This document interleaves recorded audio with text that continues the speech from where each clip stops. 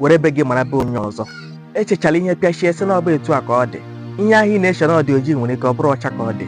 Adịkwara na ngwa ngwa ikpe maka na otu onye gbaa izu ọ ga-egbukwa ọchụ maka na oge ụfọdụ ụwa adịkwa ka echere.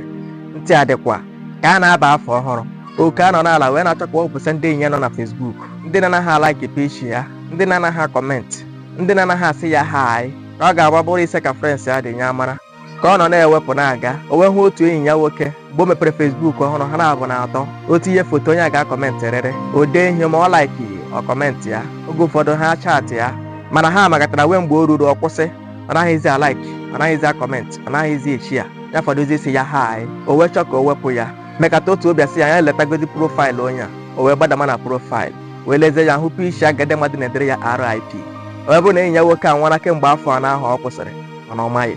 Ọ na-eburu ihe n'obi chie na ọ kpachara anya na ọ naghị alaiki, ọ naghị akọmentị nke o ji echi ya, na ọmụma ghara isi ya hai. Ọ maghị na onye ọ na-eburu ihe n'obi anwụọla kemgbe afọ anọ.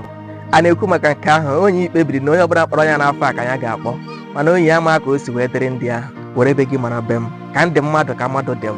Ihe ahụrụ na-achọ ka e mere ụnụ mere na onye ọzọ. Mama Ebuka na-ewesara Olivia iwe na ha na-abụ na-aga otu ụka na ọ naghị abịa egote ya ihe maka ọ hụrụ nga Olivia ji akpa si na chọpụ n'ụbọ ya na-apụta. Obi ya bụrụ na o jere gote ya ihe, ọ maghị na ọ na-efu ka o nyere ya ahụ, ọ bụghị ogugo ka o goro ya. Ihe makwara nna Ebuka ga-emere ya. A na-ekwu maka nke ahụ, Chibuike na-ebugharị ahụ Ụzọma.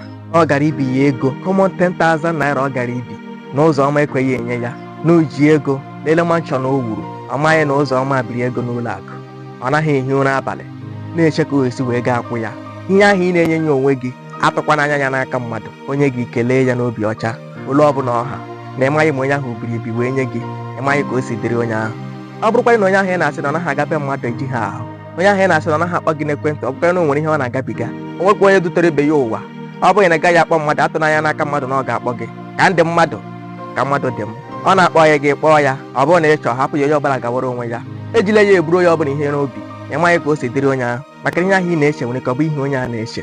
Ọ bụghị ihu niile na-achị ọchị n'ezi ka ọchị dị n'obi. Onwe ndị na-ebe akwa anyasị apụta ejiri ọchị n'ihu maka na ọ gaghị adị ka ọnụ ụmụ nwa kọrọ ya, ọ ghara ịdị ka ihe ọ na-agabiga. Ụfọdụ na-ebekwa akwa ndeeri maka na ụwa bụ amachi ụwa ji ọjọọ dịka o nwere onye ọ kaara mma, na onye kwuo nke ọ dịka ọ bụ ya ka ọ ka njọ. Jennifer hụ nwa ya dị afọ anọ ka mmadụ nyere ya apụ, ọ chịrị ya aka abụọ, nne ya pụta n'ahịa si ya nyetụnụ m otu. Nwata ahụ ewere tabiri otu, tabiri nke ọzọ. Mgbe ahụ ọ tabiri nke abụọ, obi nne ya gbarụọ n'obi ya. Ọ sị na nwata a na-akwa mbi, mana ọ tụziri ya n'anya ka nwa ahụ si wee nye ya nke abụọ ahụ, si ya were nke na nke akọ ụtọ.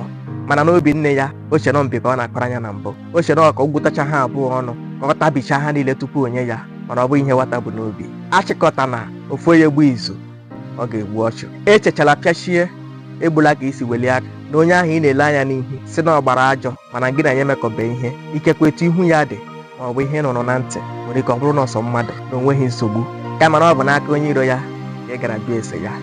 Ntị adịkwa ya gazie.